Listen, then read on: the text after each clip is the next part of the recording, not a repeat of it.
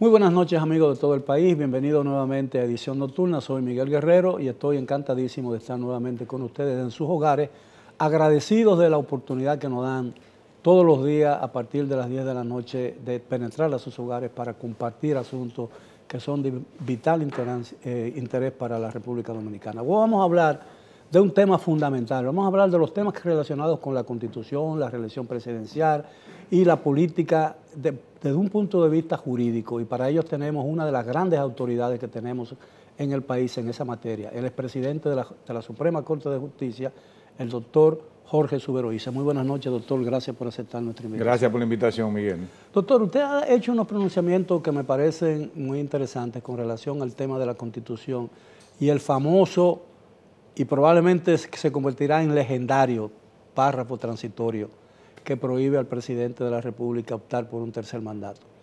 ¿Qué posibilidades hay?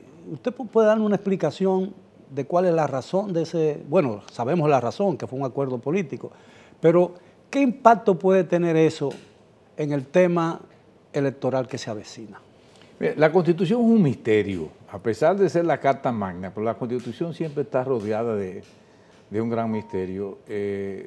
Lo primero que se le enseñaba a una generación de abogados como la mía, por ejemplo, yo tengo 47 años de graduado, era que la Constitución no se interpretaba o que era de interpretación estricta. Eso era un concepto que se acuñó durante largos años y... Clásico, ¿no? Clásico. En la práctica constitucional eso no se discutía. Como no se discutía de que la materia penal es de interpretación estricta. En materia penal se tenía su razón de ser por aquel principio, nula pena, nulo un delito sin ley previa. No hay ley, no hay pena, no hay sanción sin una ley previa que lo sanciona.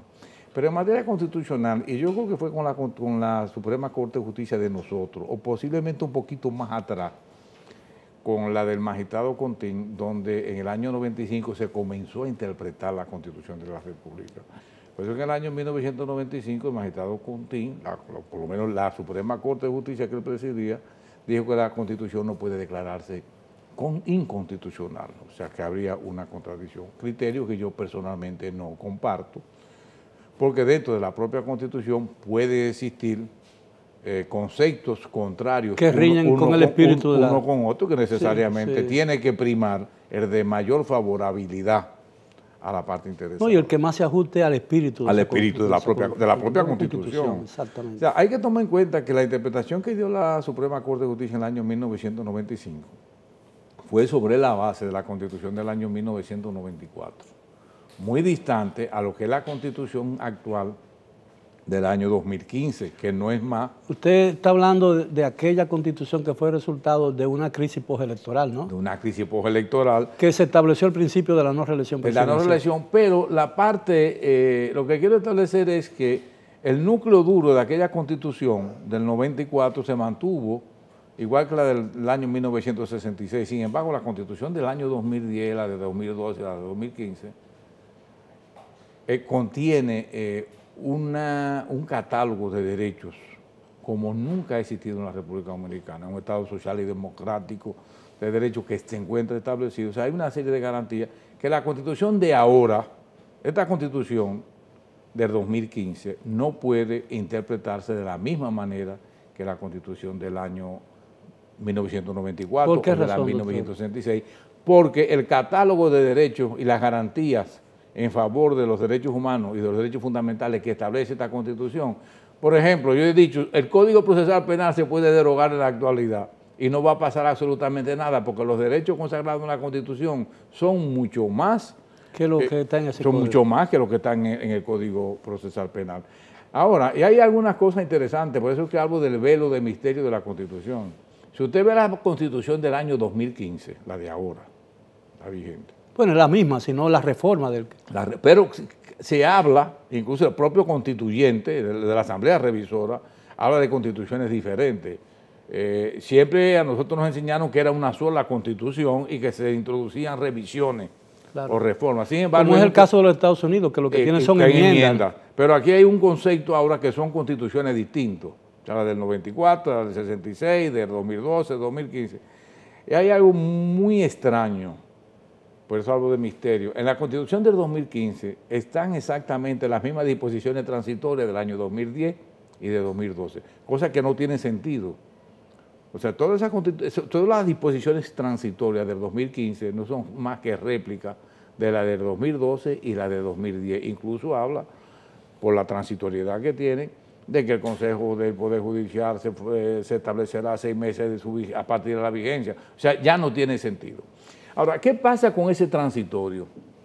Honestamente, yo nunca he dicho que sea constitucional o que sea inconstitucional. Es más, yo soy lo suficientemente sincero para decirle que yo no me he abocado a hacer un estudio a fondo si realmente es inconstitucional o no. Lo que yo sé es que ese transitorio tiene un nombre. Ese transitorio se llama Danilo Medina Sánchez. En el espíritu de la Asamblea Revisora del año 2015, no hay duda que la intención era de que el presidente no fuera jamás, que no pudiera repostularse y mucho menos reelegirse. Ahora, esa exclusión no constituye una violación del derecho de igualdad, del principio de igualdad. Ahí voy. Yo planteé, incluso a consecuencia de esa interpretación que yo le daba, me llamaron hasta pontífice del reeleccionismo, que yo estaba, una serie de cosas, pero que uno no debe hacerle caso a esas cosas. No le presto atención, por lo menos no los leo. Especialmente porque son gente que no tienen la facultad ni el experticio para opinar sobre el tema. Entonces, yo planteaba que, y fue una pregunta que me hicieron los periodistas, que el presidente de la República posiblemente tuviera 2 vías, y lo planteaba en forma de hipótesis, 2 vías para lograr la repostulación, y ni siquiera hablaba de reelección, la repostulación a lo interno de su partido. No, la reelección se da con el voto. La primera era modificando la Constitución, que es un camino que hay que transitarlo con mucho cuidado. Medio tortuoso en estas circunstancias. Y la segunda hipótesis que planteaba era, siguiendo el ejemplo, ni siquiera me atribuí yo la paternidad de la idea, sino siguiendo el ejemplo de Oscar Arias en el año 1989, 86, en Costa Rica. Después Bolivia fue el último, pero Daniel Ortega lo había hecho en Nicaragua y varios lo habían hecho. ¿Qué decían ellos? Bueno, el único ciudadano que está impedido de ejercer un derecho que se le permite a otros, la igualdad, que se le permite a todos los elegibles, hasta el alcalde de cualquier región del país. Sin embargo, al ciudadano presidente Danilo Medina le está prohibido eso.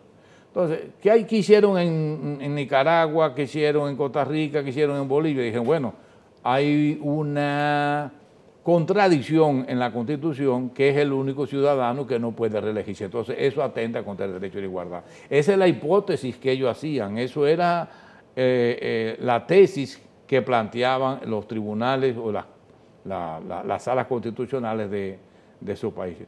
Yo lo expuse de esa manera. ¿Qué pasó ahora? Yo no conocía ni siquiera la instancia de Frederindo Ferrera. Por eso yo nunca dije, a pesar de que él la dirigió directamente contra ese transitorio, yo sabía que lo iban a declarar pero él incluso retiró el recurso. Sí, pero el retiro no importaba, porque en materia constitucional, ya después de apoderado del Tribunal Constitucional, tiene que fallar, ¿no? Hay que seguirlo. Él se queja de que él pidió una reapertura de debate y el Tribunal Constitucional, muy deprisa, al otro día había fallado el asunto. Pero donde yo había dicho que se declararía inadmisible era por una razón más técnica, o sea, no porque la Constitución fuera inconstitucional o no fuera inconstitucional, no, sino por el asunto de la calidad, porque contrario a lo que ocurrió con la sentencia de nosotros, que le dimos una apertura a quien era la parte interesada para recurrir un decreto, una ley, un reglamento, que era cualquier persona, era una especie de acción popular. La Constitución del 2010 lo restringió a la Cámara de Diputados, al Senado de la República o al presidente de la República o una persona que estuviera envuelta en un proceso judicial. Redimindo Ferreira no tenía ninguna de esas tres condiciones, entonces yo pensaba que por ahí era que se iba a ir. Sin embargo, el Constitucional no se va por ahí, dice no, pura y simplemente la Constitución no puede ser, un aspecto de la Constitución, una parte de la Constitución no puede ser declarado inconstitucional. O sea, hay que llamar la atención de que... Pero esa decisión, el concepto o la base de la decisión de la Corte Constitucional tiene fundamento jurídico realmente. Lo malo es que no se sabe porque no se ha dado a conocer. O sea, el Tribunal Constitucional... No ha dado el fondo, no ha dado a conocer... No ha dado el fondo, no ha dado a conocer las motivaciones que lo llevaron a tomar el dispositivo, que es diferente. O sea, ¿qué hizo el Tribunal Constitucional? Se despachó por simplemente con una nota de prensa que ellos llaman comunicado y dicen, miren, nosotros fallamos el caso de la acción indirecta de inconstitucionalidad de Redimindo Ferreira y el dispositivo es el dispositivo que se declaró inadmisible. Cuando se declara inadmisible, no se conoce el fondo, no se conoce el aspecto central, porque se hace pura y simplemente por cuestiones... No tiene calidad o porque no tiene calidad, no tiene capacidad, no tiene poder, o sea, el fondo. Pero llama la atención que lo declaró inadmisible, pero prácticamente tocó una parte fundamental, que es que dice que la Constitución no puede haber un aspecto de la Constitución que tenga un carácter inconstitucional. O sea que eso al final, yo creo que más que una inadmisibilidad es un rechazo. Pero hay muchos constitucionalistas que endosan esa posición, ¿no? De que una parte de la Constitución no puede ser declarada inconstitucional. Yo soy contrario a esa tesis. Yo creo que en la medida que la Constitución contenga disposiciones que sean contrarias con el núcleo de la propia Constitución, con el interés fundamental de la propia Constitución, puede declararse inconstitucional. O por lo menos contraria, o que sea que colisiona con los aspectos fundamentales de la Constitución. Doctor, muy interesante, pero tenemos que hacer una breve pausa. Regresamos después de ella con nuestro distinguido invitado de esta noche, el expresidente de la Suprema Corte de Justicia, el doctor Jorge Subero Isa.